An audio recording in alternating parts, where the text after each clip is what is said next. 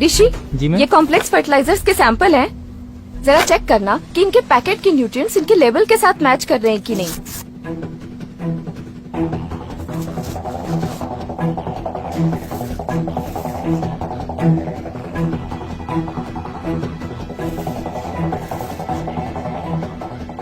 Packets के label अलग अलग हैं, लेकिन मिक्सचर सब में एक ही है।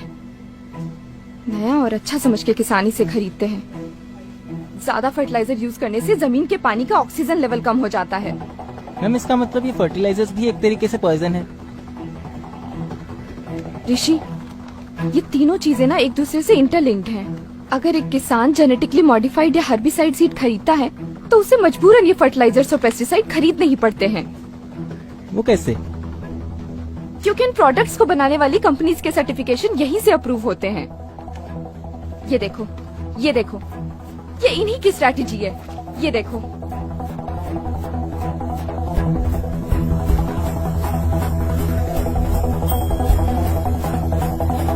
जी सर।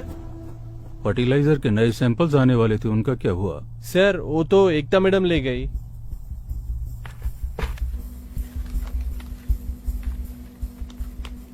मैम ये तो सरेआम धोखाधड़ी है।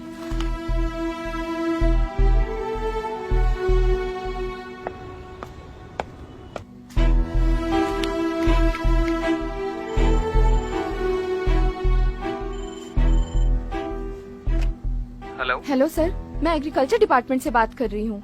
जी बोलिए। सर, हमने 3 दिन पहले आपको सीड और पेस्टिसाइड की रिपोर्ट भेजी थी, वो मिली क्या?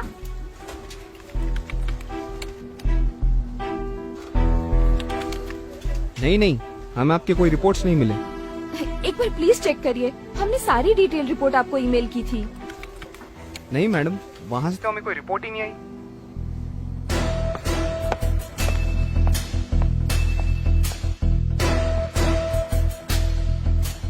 हेलो ऋषि, जी सर। आज शायद तुम्हारी इंटर्नशिप का लास्ट डे है। जी sir. Why don't you go to my cabin and wait for me?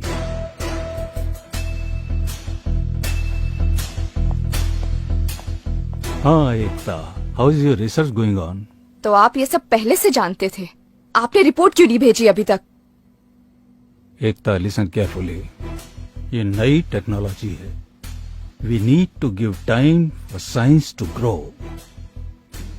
B in our team. हमें एक पेस्टिसाइड, एक सीड, एक फर्टिलाइजर अप्रूव करने के लिए करोड़ों रुपए मिलते हैं। ओह, तो ये साइकिल आप लोगों का बनाया हुआ है कि जब एक किसान तुम्हारे सीड्स खरीदेगा तो उसे मजबूरन पेस्टिसाइड और फर्टिलाइजर्स खरीदने ही पड़ेंगे। किसान बेसिक फार्मिंग कर रहे थे, उपज और प्रॉफिट के लिए सब करना पड़ा। अब तुम सोच लो। उपज बढ़ाने के लिए 4 गुना कॉस्ट ऑफ कल्टीवेशन, वो भी पूरे झूठे वादे। पीटी कॉटन के बारे में क्या दावे किए थे आपने कि पूरा पेस्ट कंट्रोल होगा, पेस्टिसाइड की जरूरत नहीं पड़ेगी, पर हुआ क्या? चूसने वाले कीड़े और पिंक बॉलवर्म पहले से भी ज्यादा हो गए। सोच लिया, तुम जैसे गिरे हुए लोगों के साथ काम करने से तो अच्छा है कि मैं ये नौकरी ही छोड़ दूं।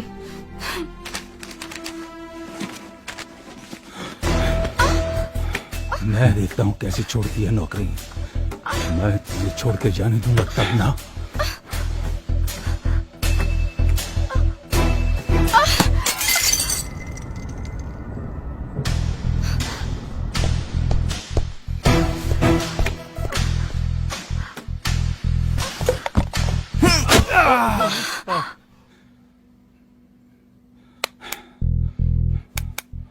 ये इलीगल ट्रेडिंग क्यों करते हो तुम लोग? मैम ये लोग ऐसे नहीं मानने वाले। इंटरनेशनल प्रेशर होता है। सबसे ज्यादा स्टॉक कहाँ भेजा है? पंजाब में। मैम हमें इनकी सर्टिफिकेशन किसी भी तरीके से रोकनी होगी। ऋषि, एक काम कर, जी मैम। आसपास के गांव में जा, सर्वे कर और पता कर कि ये सीड्स किन जगहों पर गए हैं। जी मैम। लेकिन मैम आप कहाँ जा रहे हो? पंजाब।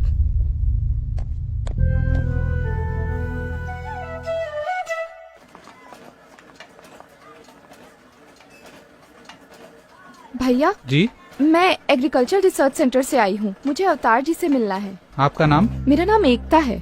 ओ मैडम जी, आप जिस डेटा के लिए रिसर्च सेंटर से यहाँ आई है ना, वो तो आपको वेबसाइट पे मिल जाना था।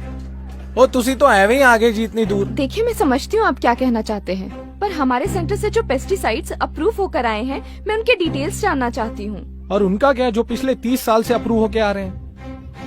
मतलब? मैं बताता हूँ, चलिए।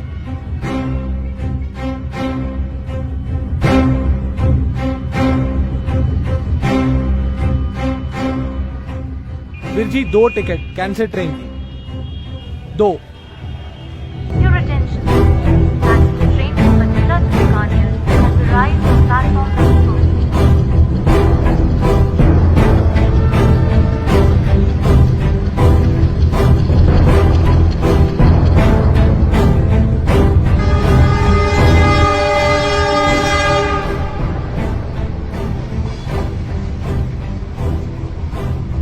मैडम जी, इस ट्रेन का हर दूसरा बंदा कैंसर का पेशेंट है, आप किथे भी चेक कर लो। और यही ट्रेन है जो बठिंडा से बीकानेर तक जाती है। अब आप इनको ही देख लो।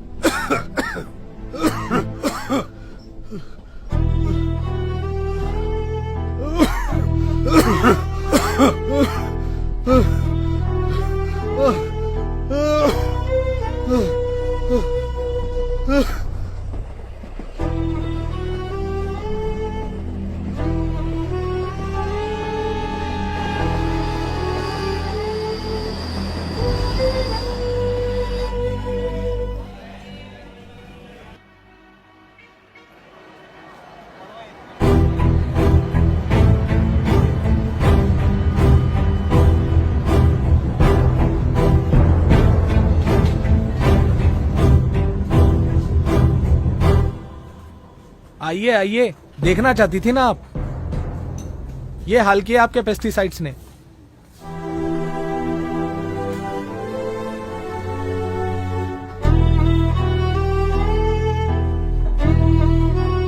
किसी का भी टेस्ट करवा लीजिए मैम आप, खून नहीं पेस्टिसाइड से निकलेगा।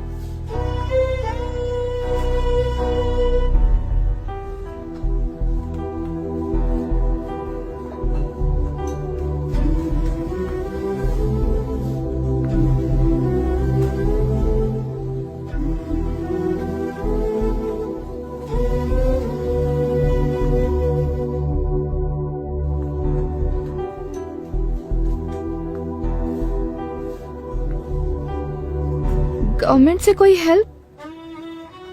जहर और दवाई दोनों एक ही कंपनी बनाती है। अगर आपको फुल डिटेल चाहिए तो आप दिल्ली जाकर भूषण सर से मिल सकती हैं।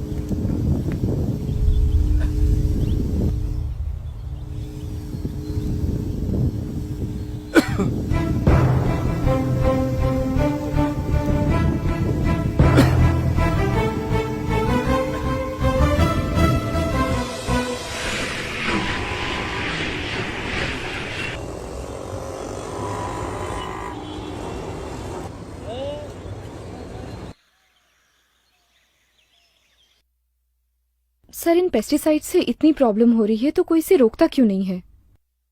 प्रॉफिट बेटा, प्रॉफिट। एकता, हमारे देश में 100 अलग अलग तरह की फसलें उगाई जाती हैं।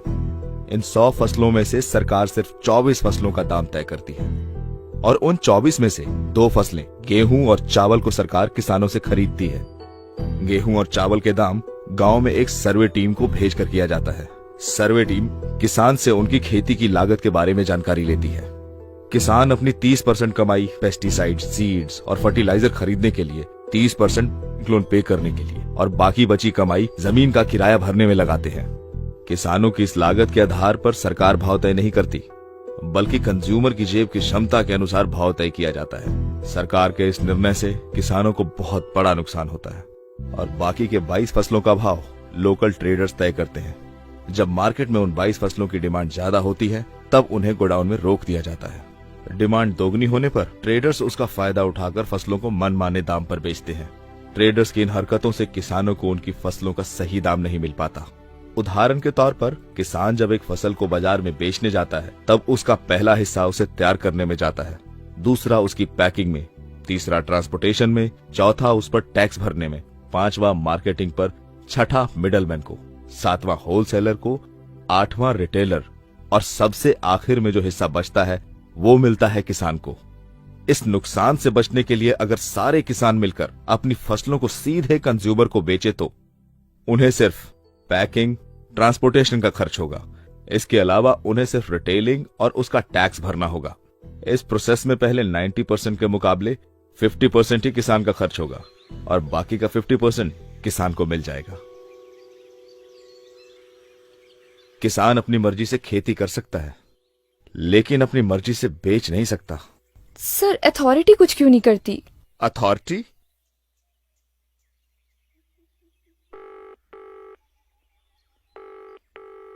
आप जिस नंबर से संपर्क करना चाहते हैं वो इस समय व्यस्त है। कृपया थोड़ी देर बाद डायल करें।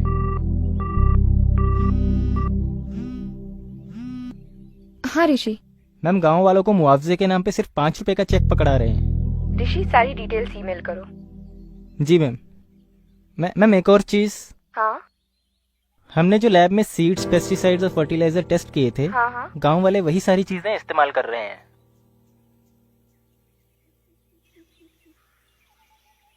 Thank you sir. मराठवाड़ा जाओ, सबसे ज्यादा सुसाइड्स वहीं पर हुए हैं।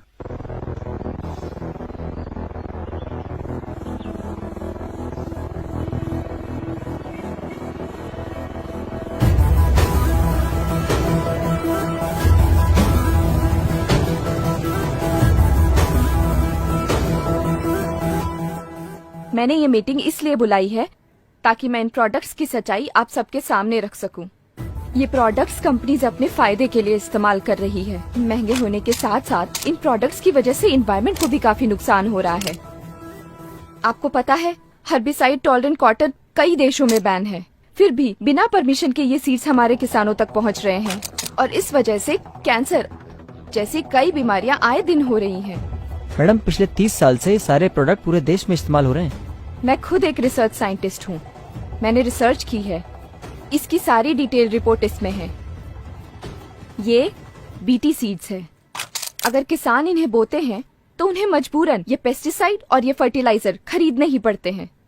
ये एक ऐसा चक्रव्यूह है जिसे सीड, पेस्टिसाइड और फर्टिलाइजर की इंडस्ट्री ने मिलकर बनाया है। इसका मतलब आप ये कहना चाहती है कि हमारे किसान इन सारी चीजों की वजह से कर्ज में गिरते हैं? हाँ, ये इतने महंगे हैं कि किसान इन्हें अफोर्ड ही नहीं कर सकते हैं और इसकी वजह से किसानों को कर्ज लेना पड़ता है।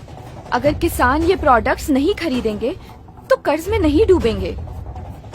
और मैं आप सबके माध्यम से इन प्रोडक्ट्स की बिक्री पूरे देश भर में रोकना चाहती हूँ। ये सब तो ठीक है मैडम, पर आप उनको कैसे रोकेंगे जो इनको ब्लैक में बेचते हैं? और मौसम के बदलाव का उसका क्या करेंगे आप?